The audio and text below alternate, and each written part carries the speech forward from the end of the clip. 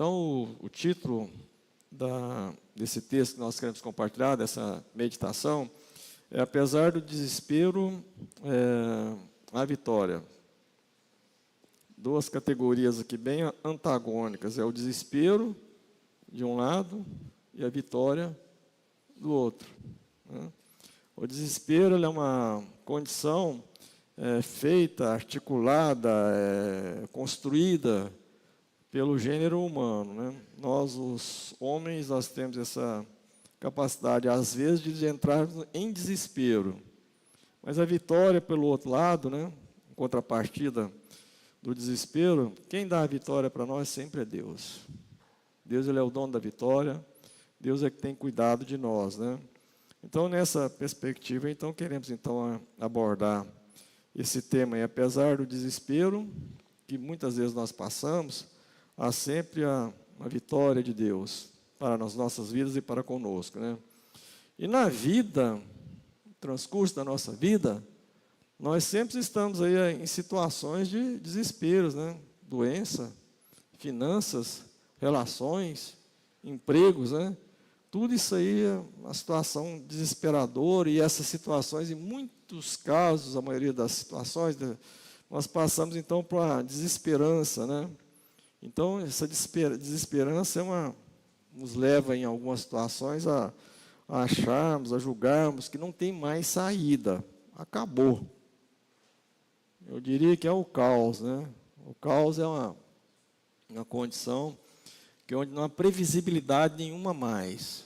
Uma situação de caos, um país de caos, uma determinada sociedade que está em caos é imprevisível. Uma guerra, por exemplo, quando ela está sendo vivenciando, ou quem vivenciou guerra, ou as guerras vivenciadas por aí, é uma situação de caos, não tem como prever nada, é um desespero total, e muitas vezes nós não temos saída, né? E o texto que nós acabamos de ler aqui, que está relacionado então com a vida de Jacó e da sua família, né? É um texto, é uma narrativa, ele é uma história. Uma história, quando eu quero falar uma história, meus irmãos, minhas irmãs, uma história com H. Não é uma história contada, inventada, não é aquilo que nós, conto de carochinha, é uma história que aconteceu, ela consta nos anais da história, né? Ela é uma história que é uma narrativa a priori, ela é uma narrativa, se a priori ou a princípio, ela é uma história que é uma situação de desespero total para o protagonista aqui principal, que no caso é o Jacó, filho de Isaac, neto de Abraão.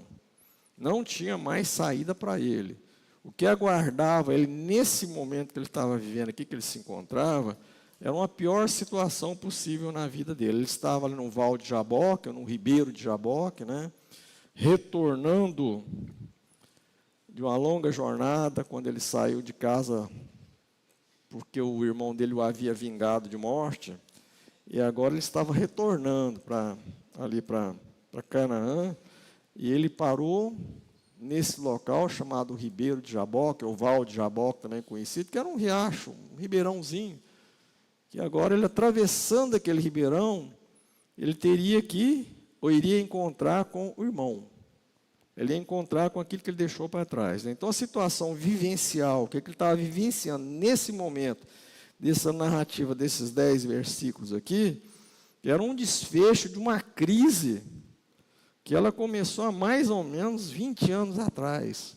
Olha só, há 20 anos atrás, o Jacó entrou nas atrapalhadas familiar, né? E a família desestruturou todinho, em questões relacionadas com a mãe protegendo ele demais, o pai protegendo o outro irmão, né? E aquilo ali jurou, as atrapalhadas que ele fez. E se voltarmos no capítulo 27 aqui dessa narrativa de Gênesis aqui, nós vamos ver que, pelo fato dele ter usurpado, tomado a primogenitura, comprado a primogenitura do irmão dele, Esaú, e depois, numa articulação lá bem trapaceira, tomou a bênção final, que ele era muito importante, e dava um checkmate na questão da primogenitura, que era extremamente importante na cultura da época, né? Então, ele tomou aquilo do irmão, e o irmão falou, agora eu vou matar você. É só o meu pai morrer. assim que meu pai morrer, o chefe da clã, eu vou matar você. E a mãe, então, articulou o quê? Foge. Vai lá para a casa da minha parentela, bem longe daqui, até seu irmão aplacar a ira. E um dia, se Deus quiser, você volta. Então, agora ele estava voltando. E o irmão dele estava, depois do val de Jaboque, do Ribeirão, aguardando ele com 400 homens. Você imagina isso aí? Ele só com as mulheres dele, os filhos deles, não tem pista que ele tinha nenhuma situação de segurança muito bem feita, mas o irmão dele tinha. O irmão dele estava aguardando ele para ver o que agora eu quero ver aqui, como é que ele vai agora, se ele vai ser trapaceiro, fazer o que ele fez comigo, né? Então, Jacó, nesse momento que ele está retornando, né? Retornando para um reencontro com um passado mal resolvido, né? Então, era uma situação extremamente desesperada. E aí, o que ele fez? Ele falou, vou morrer mesmo. E, então, dentro desse eixo, dessa perspectiva aqui, né? Então, era uma situação mais do que desesperadora para ele, né? E muitas vezes nós estamos e nos encontramos diante de situações, não do meu irmão querer matar, mas desesperadoras, que não tem saída. Se nós caminharmos mais um pouquinho, o que nos aguarda não são coisas muito boas, não, é que não tem como nós resolvermos isso aí, né? Então, dentro disso aí, eu gostaria de abordar 4 pontos nesse trecho aqui, com a seguinte perspectiva, né? O que foi o vale de Jaboque, o que foi para Jacó, o que representou para ele esse momento que ele passou ali, aquela crise que ele teve que viver ali antes de encontrar com o irmão, antes de voltar para a terra de onde ele saiu fugido, né? E o que os vales também, e para nós, o que os vales, entre aspas, aqui da vida que nós passamos, eles nos ensinam. A palavra de Deus, as narrativas da palavra de Deus, é para nos ensinar. A aplicação, obviamente, que nos ensina, né? A palavra de Deus ensina. Então, quais são esses? O que foi o vale de Jaboque para Jacó? Em primeiro lugar, o vale de Jaboque, aquele momento que ele estava ali, foi um lugar solitário. Um lugar de solidão. No versículo 22 até o versículo 24, fala que ele arrumou como estratégia, como ele tinha muito medo, ele sabia que coisa boa não aguardava ele depois que ele passasse aquele rio ali, porque o irmão estava do outro lado do riozinho, do ribeiro. Então ele teve uma estratégia. O que ele falou? Eu vou deixar tudo que eu tenho, e aqui ele fala que ele deixou os filhos, deixou as esposas, deixou tudo que ele tinha. E no versículo 24, no início dele, fala que ele ficou só. Ele ficou só naquele lugar ali, né? Então, o vale, aparentemente, os vales, aquilo que ele estava passando ali, era um lugar de abandono. Vale, para ele, era um lugar de abandono. Ele estava só. Agora eu vou ter que ficar só. Porque é melhor eu morrer sozinho do que eu colocar toda a minha família em dificuldade. Então, ele ficou só, né? Então, Jacó estava só e sem. Olha o tanto que era difícil a situação dele, o momento daquela vivência dele. Estava sem os parentes dele, estava tudo do outro lado. Ele estava sem os bens dele, porque mais para frente na narrativa nós vemos que ele tinha ovelhas, que ele tinha vacas, tinha um patrimônio dele. Né? Naquela época era desse jeito, né? Você conduzia um sistema totalmente nômade, seminômade ali, né? Nômade, né? Então, ele ficou com os bens também. Ele estava só lá naquele vale, naquele momento. Ele não tinha mais nenhuma estratégia de como enfrentar o irmão. E uma das coisas que o Jacó era esperto. O caboquinho que era esperto. Durante a vida dele, enquanto ele vivia lá com os pais, com os pais e com seu irmão, ele sempre saía bem em tudo que ele fazia. Ele era aquele menino mimado que sempre conseguia fazendo trapaça, mas ele conseguia. Mas agora não tinha estratégia de como enfrentar o irmão, a ira do irmão.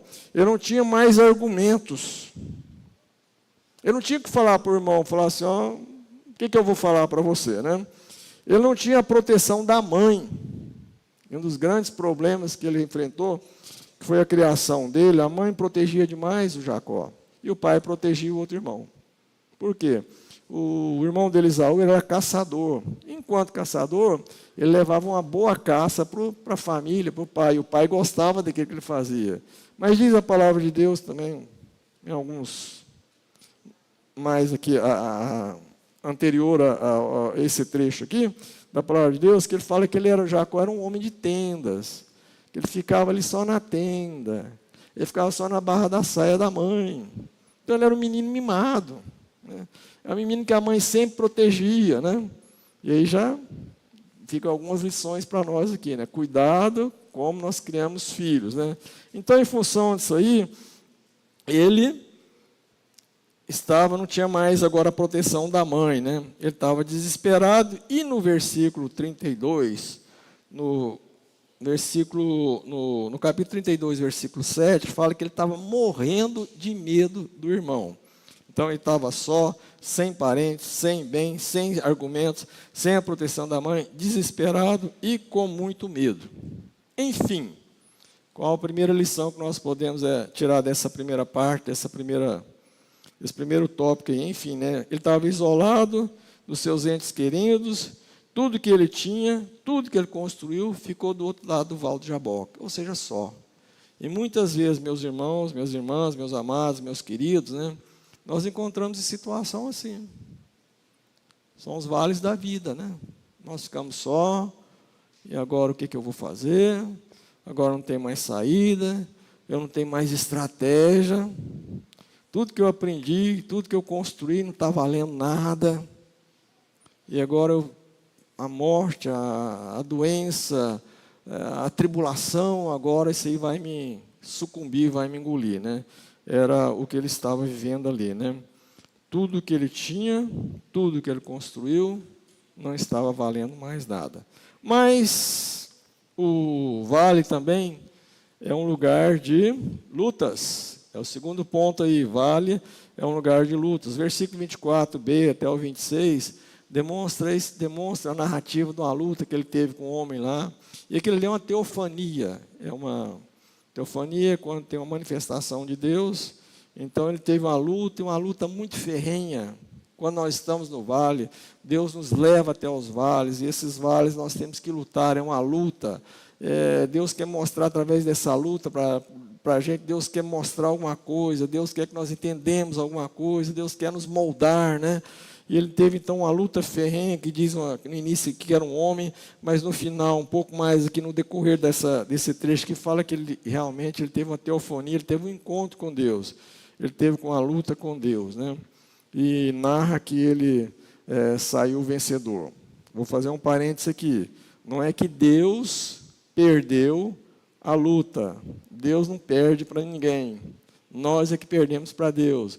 O que Deus quis mostrar com aquela luta que ele fez, que Deus queria ver não queria ver, Deus já sabia, para que Jacó enxergasse a determinação que ele tinha que ter naquele vale. Deus poderia fulminá-lo. Deus não precisava de mostrar nada para Jacó, mas através daquela luta, ele sabia que ele precisava de ter um conserto na vida dele. E ele precisava de determinação. Então, Deus o levou e teve aquela luta para que ele entendesse que Deus, na luta, Deus viu a determinação de Jacó, fez com que ele enxergasse a determinação para ele alcançar uma bênção na sua vida, né? Então, foi uma luta ferrenha. Jacó sempre vencia, né? Jacó, antes, igual dissemos aqui, ele sempre vencia nas suas trapaças, ele venceu o irmão 2 vezes, né? Enquanto ele passou exilado, no exílio ali, lá junto com o sogro, ele foi esperto também, muita expertise com o sogro, passou o sogro para trás, ganhou ovelhas nas trapalhadas que ele fazia, ou seja, ele era muito esperto, então ele sempre vencia. Mas agora com Deus, naquele vale, a história era totalmente diferente, né? Agora a luta era com Deus, a luta agora é sem enganos. Jacó agora tinha que passar por uma batalha espiritual, né? E toda aquela autoconfiança que ele tinha em si mesmo para resolver os problemas, para burlar, agora não adiantava mais nada, né? Então, vale é um lugar onde nós nos enxergamos. As lutas que nós temos é porque Deus está nos mostrando, para que nós nos enxergamos, né? E a luta foi tão definida ali, que fala que ele saiu mancando, o anjo, Deus tocou na coxa dele ali, e aquilo ficou uma marca na vida dele, né? Quando Deus nos leva para alguns vales, meus irmãos, muitas vezes eles não colocam uma marca, né? Agora a marca, só Deus sabe como é que vai ser essa marca ali. Mas essa marca é para mostrar que é uma luta. E o grande ensino que nós temos nessa questão dessa luta aí, é que Jacó não desistiu da luta. Eu fico encantado com o versículo de número 26, né? Onde Jacó fala ali, não te deixarei ir, se não me abençoares. O conjunto de restauração, algumas vezes eu já vi ele vir aqui à frente, cantar para glorificar a Deus. Ele tem um cântico que fala que não te deixarei enquanto o Senhor não me abençoar, né? Então é o que Jacó fez. Ele lutou a noite toda. Jacó não abriu mão da bênção que ele precisava. Certa feita, eu estava aconselhando uma outra igreja que eu pastoreava, uma mãe que estava desistindo da filha, porque ela disse que a filha estava dando muito trabalho. E coisa simples, não era coisa assim de muita monta, não, né? Trabalho era um trabalho que todo adolescente passa, né? Aí eu conversei com aquela mãe e falei assim, não desiste da sua filha. A sua filha é uma pedra preciosa que Deus te deu e que você não está sabendo lidar com o problema. Então não desiste, não. Vai orar, vai interceder, vai conversar com essa filha. Você vai ver o que isso aí vai virar. Mas não desista dessa sua filha, né? Depois de muito tempo, eu estava pastoreando outra igreja, encontrei com a mãe. Aí ela veio dar o relatório da moça agora, né? A moça estava uma bênção. A moça já tinha casado, já tinha filhos. Aquilo passou, né? Aí eu falei, e aí? Quase que você desistiu, né? Falou, pastor. Se eu tivesse desistido da minha filha, e ela usou uma expressão um tanto quanto interessante. Se eu tivesse entregado a minha filha para o diabo, hoje não estaria desse jeito. Falei, é desse jeito mesmo, irmã. Não pode desistir. E o que Jacó fez naquele vale, naquela luta ferrenha, foi isso. Ele não desistiu. Ele não abriu mão da bênção. E nós não podemos, né? Quando Deus nos leva a algum vale, não podemos desistir. Nós temos que nos apegar a Deus mesmo, através da oração, através das promessas na palavra de Deus, através daquilo que Deus é, daquilo que Ele pode fazer, do natural, que Ele age de uma forma natural, do sobrenatural de Deus. Nós não podemos desistir. Se algum irmão, alguma irmã, Deus o levar para algum vale, então essa tem que ser a nossa postura, né? Não podemos lutar, enquanto Deus não nos abençoar. Terceiro ponto, que o vale também, em relação ao vale, que vale é um lugar de transformação. E aí já começa a situação a mudar. Isso? Versículo 27 e 29 demonstra isso aí. Que assim que o vale passa primeiro por um lugar só, passa por um lugar de muitas lutas, mas passa por um lugar que o vale também é um lugar abençoado. É um lugar onde Deus vai nos transformar. E Jacó, então, ele teve uma transformação muito grande ali naquele vale. Até o nome dele foi mudado. Jacó significa suplantador ou enganador, né? E quando ele teve aquela luta, assim que terminou aquela luta, o próprio Deus aqui, o anjo, o homem aqui, né? Ele mudou o nome dele, falou assim, agora você não vai chamar mais Jacó, não. Sua vida agora vai ser outra vida. Agora você vai chamar Israel. Israel é campeão, campeão de Deus. El é Deus, campeão de Deus. Agora você é um campeão. Você não vai voltar mais a atravessar esse val aqui agora mais, não. Agora você vai atravessar como um outro homem, como uma pessoa diferente. Tudo aquilo que você fez lá no passado de errado, tudo aquilo que você teve, agora não tem mais não. Agora é uma transformação, agora é uma metamorfose. E em todo o desdobramento que nós vimos aqui depois a partir do capítulo 33, nós vamos observar que realmente agora o Jacó, ou Israel, agora ele começa a ter posturas diferentes, né? Então, meus irmãos, um vale, muitas vezes nós passamos, ele vai culminando para esse, um lugar de metamorfose, né? Onde Deus nos transforma. E a metamorfose Gosto muito ali de Romanos capítulo 12, né, que apresenteis os vossos corpos como sacrifício vivo, santo e agradável, e transformar, né, aquilo que você transforma. É uma natureza diferente, é uma natureza agora inclinada para Deus, não inclinada mais para as coisas do mundo, né? E lá naquele vale, então, ele teve essa metamorfose, ele teve essa transformação. E o vale, então, é também um lugar onde Deus nos transforma, né? Onde transforma. E por último, o vale é um lugar que é o final do nosso título, é um lugar de vitória, ou de vitórias. Ele teve uma vitória ali, né? Ou vitórias que ele teve, mais do que uma, né? Daquela situação vivencial onde ele estava passando, né? Eu acho muito, a palavra de Deus é perfeita, né? Olha o que acontece, olha os termos que o autor, inspirado pelo Espírito Santo, colocou aqui, demonstrando a vitória que ele teve, a partir do momento que teve a transformação, a partir que teve depois da luta, né? Falou assim no versículo 31, nasceu-lhe o sol quando ele atravessava Peniel. O sol sempre tem essa simbologia de uma renovação, né? O sol, ele nasce toda manhã, desde que o mundo é mundo, o sol nasce. E o sol é um elemento, uma categoria universal. Todo lugar tem um sol, nublado ou menos nublado, com mais luz ou menos luz, mas tem um sol, né? Demonstrando essa capacidade demonstrando para a gente, ensinando para a gente que isso é uma renovação. Então, aqui foi renovado, né? Renovado, o que foi renovado aqui na vida dele? A misericórdia de Deus. Né? Sem motivo que o profeta fala que a misericórdia de Deus se renova o quê? A cada manhã. E é por causa da misericórdia de Deus que nós não somos o quê? Consumidos. Então ele teve então isso aí, nessa renovação da misericórdia dele. Deus foi misericordioso com ele. Deus não olhou o Jacó a partir daquilo que ele fazia de errado, mas Deus teve misericórdia, até mesmo lutando, fazendo ele, mas tudo aquilo ali foi uma misericórdia na vida dele, né? E aí então agora ele tem um recomeço com seu irmão. Ele atravessa aqui o capítulo 33, que nós não vamos ler, que é o desdobramento agora dessa questão das vitórias, né?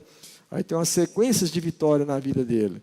E depois os irmãos ficam como indicação de leitura. Continue depois em casa lendo o restante do relato do livro de Gênesis, que até no final, até no capítulo 50, está falando a respeito desse desdobramento das vitórias que ele tem agora.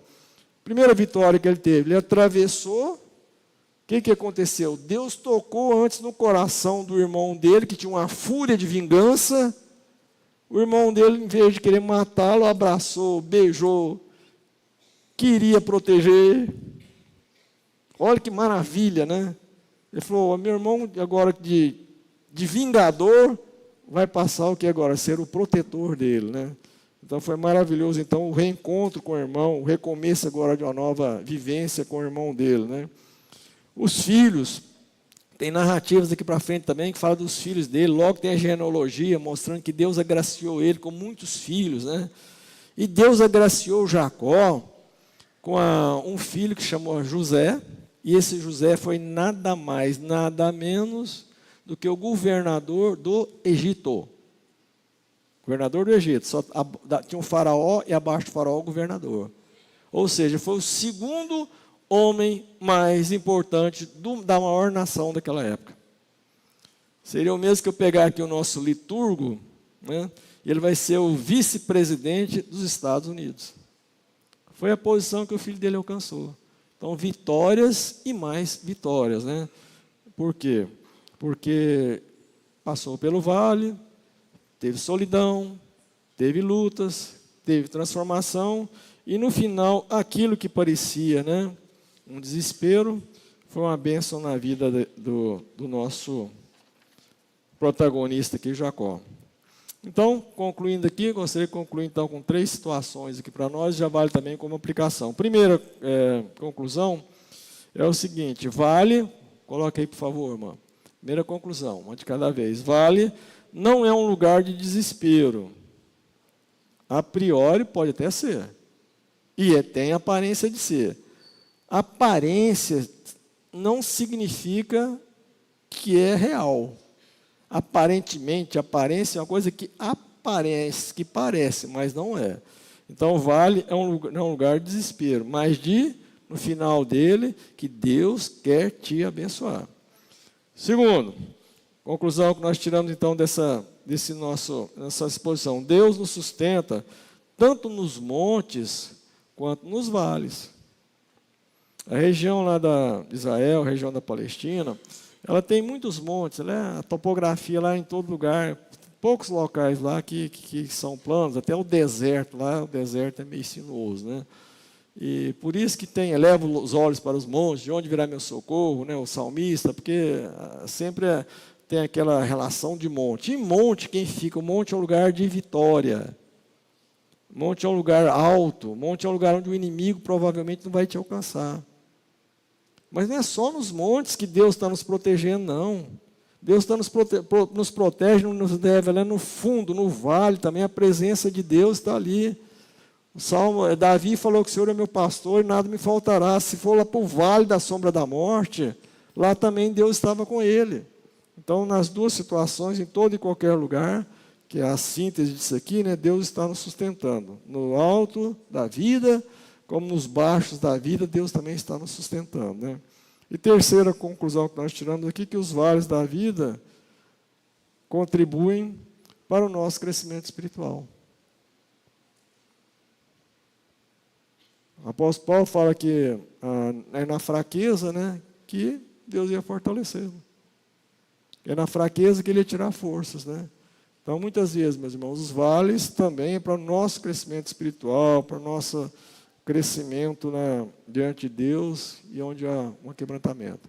Que Deus nos abençoe e que aqueles vales que nós estamos passando, eu creio que Deus pode nos dar a vitória, segundo a vontade dEle. Que Deus assim nos abençoe. Vamos orar? Senhor, muito obrigado, porque o Senhor sempre nos ajuda, o Senhor sempre está conosco, em toda e qualquer situação. O Senhor é Deus, o único e verdadeiro Deus, e o Senhor é que conduz todas as nossas vidas em todo momento, seja, Senhor Deus, no vale, seja no monte, seja na doença, seja na alegria. A Tua boa mão sempre está conosco, e louvado seja o Senhor por isso. Oramos agradecidos em nome de Jesus. Amém.